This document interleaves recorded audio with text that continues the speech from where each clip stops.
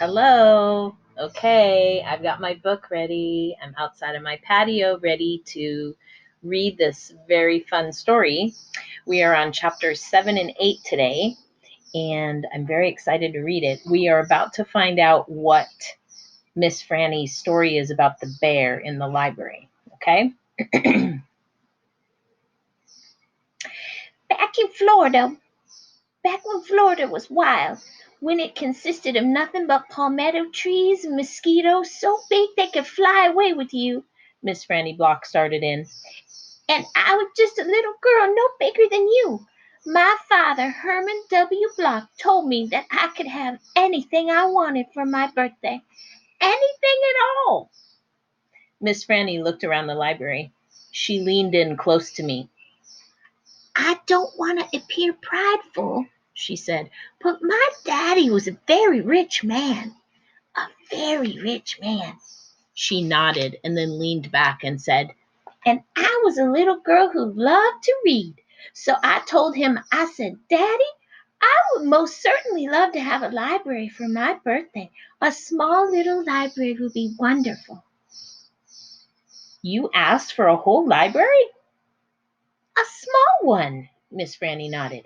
I wanted a little house full of nothing but books, and I wanted to share them too. And I got my wish. My father built me this house, the very one we are sitting in now. And at a very young age, I became a librarian. Yes, ma'am. What about the bear? I asked. Did I mention that Florida was wild in those days? Miss Franny Block said. Uh-huh, you did. It was wild. There were wild men and wild women and wild animals, like bears. Yes, ma'am, that's right. Now, I have to tell you, I was a little Miss Know-it-all. I was a Miss Smarty Pants with my library full of books. Oh, yes, ma'am, I thought I knew the answers to everything. Well, one hot Thursday, I was sitting in my library with all those doors and windows open and my nose stuck in a book when a shadow crossed the desk. And without looking up, yes, ma'am, without even looking up, I said, is there a book I can help you find? Well, there was no answer. And I thought it might have been a wild man or a wild woman, scared of all these books and afraid to speak up. But then I became aware of a very peculiar smell, a very strong smell. I raised my eyes slowly, and standing right in front of me was a bear. Yes, ma'am, a very large bear. How big? I asked. Oh, well, said Miss Franny, perhaps 3 times the size of your dog. Then what happened? I asked her. Well, said Miss Franny, I looked at him and he looked at me. He put his big nose up in the air and sniffed as if he was trying to decide if a little Miss Know-it-all librarian was what he was in the mood to eat. And I sat there and then I thought, well, if this bear intends to eat me, I am not going to let it happen without a fight. No, ma'am. So very slowly and very carefully, I raised up the book I was reading. What book was that? I asked. Why, it was War and Peace, a very large book. I raised it up slowly and then I aimed it carefully and I threw it right at that bear and screamed, be gone! And do you know what? No, ma'am, I said. He went. But this is what I will never forget. He took the book with him. Nuh-uh, I said. Yes, ma'am, said Miss Franny. He snatched it up and ran.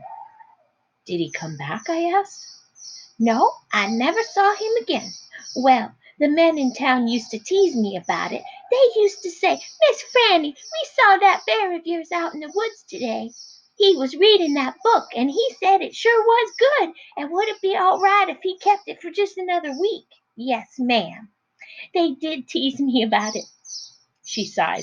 I imagine I'm the only one left from those days. I imagine I'm the only one that even recalls that bear. All my friends, everyone I knew when I was young, they are all dead and gone." She sighed again. She looked sad and old and wrinkled. It was the same way I felt sometimes, being friendless in a new town and not having a mamma to comfort me. I sighed too. Winn-Dixie raised his head off his paws and looked back and forth between me and Miss Franny. He sat up then and showed Miss Franny his teeth. "Well, now look at that," she said. "That dog is smiling at me." "It's a talent of hers," I told her. "It is a fine talent," Miss Franny said. "A very fine talent." And she smiled back at Winn-Dixie. "We could be friends." Oh my goodness, I messed up there. "We could be friends," I said to Miss Franny. "I mean you and me and Winn-Dixie. We could all be friends." Miss Franny smiled even bigger. "Why, that would be grand," she said. "Just grand." And right at that minute, right when the three of us had decided to be friends, who should come marching into the Herman W. Block Memorial Library but old pinch-faced Amanda Wilkinson. She walked right up to Miss Franny's desk and said, "I finished Johnny Treeman, and I enjoyed it very much. I would like something even more difficult to read now, because I am an advanced reader." "Yes, dear, I know," said Miss Franny. She got up out of her chair. Amanda pretended like I wasn't there. She stared right past me. "Are dogs allowed in the library?" she asked Miss Franny as they walked away. "Certain ones," said Miss Franny. "A select few." And then she turned around and winked at me. I smiled back. I had just made my first friend in Naomi, and nobody was going to mess that up for me, not even old pinch-faced Amanda Wilkinson. Now, that was the end of chapter 7. Let's find out what happens in chapter 8. Winn-Dixie's bald spot started growing fur, and the fur that he had to begin with started looking shiny and healthy. And he didn't limp anymore. And you could tell that he was proud of looking so good, proud of not looking like a stray. I thought what he needed most was a collar and a leash. So I went into Gertrude's Pets, where there were fish and snakes and mice and lizards and gerbils and pet supplies. And I found a real handsome red leather collar with a matching leash. Winn-Dixie was not allowed to come inside the store. There was a big sign on the door that said, "No dogs allowed." So I held the collar and the leash up to the window, and Winn-Dixie, who was standing on the other side of the window, pulled up his lip and showed me his teeth and sneezed and wagged his tail something furious. So I knew he absolutely loved that leash and collar combination. But it was very expensive. I decided to explain my situation to the man behind the counter. I said, "I don't get a big enough allowance to afford something this fancy, but I love this collar and leash, and so does my dog. And I was thinking that maybe you could set me up on an installment plan." "Installment plan?" said the man. "Gertrude!" somebody screamed in a real irritating voice. I looked around. It was a parrot. She was sitting on top of one of the fish tanks, looking right at me. "An installment plan," I said, ignoring the parrot. "You know, where I promise to give you my allowance every week, and you give me the leash and the collar now." "I don't think I can do that," said the man. He shook his head. "No, the owner, she wouldn't like that." He looked down at the counter. He wouldn't look at me. He had thick black hair, and it was slicked back like Elvis Presley's. He had on a name tag that said Otis. "Or I could work for you," I said. "I could come in and sweep the floors and dust the shelves and take out the trash. I could do that."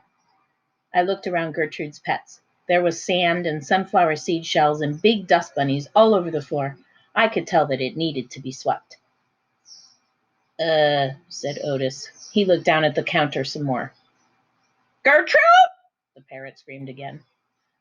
"I'm real trustworthy," I said. "I'm new in town, but my daddy is a preacher. He's the preacher at the Open Arms Baptist Church of Naomi, so I'm real honest. But the only thing is, Winn-Dixie, my dog. He would have to come inside with me, because if we get separated for too long, he starts to howl something terrible." "Gertrude doesn't like dogs," said Otis. "Is she the owner?" I asked. "Yes, I mean, no. I mean," he finally looked up. He pointed at the fish tank. That, Gertrude. The parrot. I named her after the owner. Gertrude's a pretty bird, screamed Gertrude. She might like Winn-Dixie, I told Otis. Almost everybody does. Maybe he could come inside and meet her, and if the two of them get along, then could I have a job? Maybe, Otis mumbled. He looked down at the counter again. So I went and opened the door, and Winn-Dixie came trotting on inside the store. Dog! Screamed Gertrude. I know it, Otis told her. And then Gertrude got real quiet. She sat on the top of the fish tank and cocked her head from one side to the other, looking at Winn-Dixie. And Winn-Dixie stood and stared back at her. He didn't hardly move. He didn't wag his tail. He didn't smile. He didn't sneeze. He just stared at Gertrude, and she stared at him. And then she spread her wings out real far and flew and landed on top of Winn-Dixie's head. Dog! She croaked. Winn-Dixie wagged his tail just a little tiny bit, and Otis said, You can start on Monday. Thank you, I told him. You won't be sorry. On the way out of Gertrude's Pets, I said to Winn-Dixie, You are better at making friends than anybody I have ever known. I bet if my mama knew you, she would think you were the best dog ever. Winn-Dixie was smiling up at me, and I was smiling down at him, and so neither one of us was looking where we were going, and we almost bumped right into Sweetie Pie Thomas. She was standing there, sucking on the knuckle of her third finger, staring in the window of Gertrude's Pets. She took her finger out of her mouth and looked at me. Her eyes were all big and round. Was that bird sitting on that dog's head? She asked. She had her hair tied up in a ponytail with a pink ribbon. But it wasn't much of a ponytail. It was mostly ribbon and a few strands of hair. Yes, I told her. I seen it, she said. She nodded her head and put her knuckle back in her mouth. Then she took it out again real quick. I seen that dog in church, too. He was catching a mouse. I want a dog just like it, but my mama won't let me get no dog. She says if I'm real good, I might get to buy me a goldfish or one of them gerbils. That's what she says. Can I pet your dog? Sure, I told her. Sweetie Pie stroked Winn-Dixie's head so long and serious that his eyes dropped half closed and drool came out of the side of his mouth. I'm going to be 6 years old in September. I got to stop sucking on my knuckle once I'm 6, said Sweetie Pie. I'm having a party. Do you want to come to my party? The theme is pink. Sure, I told her. Can this dog come? She asked. You bet, I told her. And all of a sudden, I felt happy. I had a dog. I had a job. I had Miss Franny Block for my friend. And I had my first invitation to a party in Naomi. It didn't matter that it came from a 5-year-old and the party wasn't until September. I didn't feel so lonely anymore. That's the end of chapter 8. So you've been introduced to quite a few characters now. Aren't they all so funny? They all have their own little personalities and funny things that they say. It makes this story extra special. And I just love Winn-Dixie, don't you? So once again, I'll have questions for you to answer. Please answer in complete sentences and don't forget to turn it in.